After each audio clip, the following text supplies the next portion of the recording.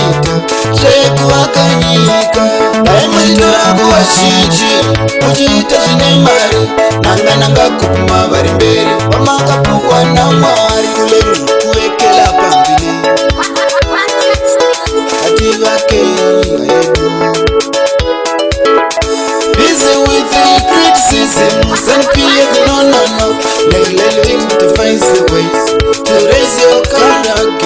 Ainguva dzatinotora tichironga mazano ekusanika iriyo nguva yatinotora kuvaka nyika.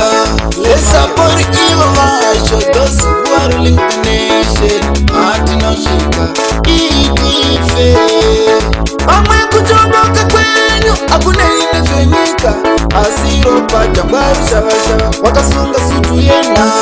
Vamwe kutondoka kwenyu hakunei nezvenyika, sikutadza kushandisa maoko nepfungwa dzamakapiwa. Vamwe kutondoka kwenyu hakunei nezvenyika, asi makaramba kushandisa mukana muchikwere. Yakanaka uye yakaminama, unoziva zvaingonetsa, asi urimo mukati mevamwe hanzi ndiiti.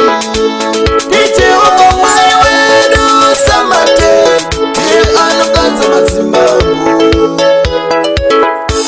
ndiJehovha Mwari wedu Samate, ndiye anogadza madzimambo. Ndiani anogadza madzimambo? ndiJehovha Mwari wedu Samate, ndiye anogadza madzimambo. Ndiani anogadza madzimambo?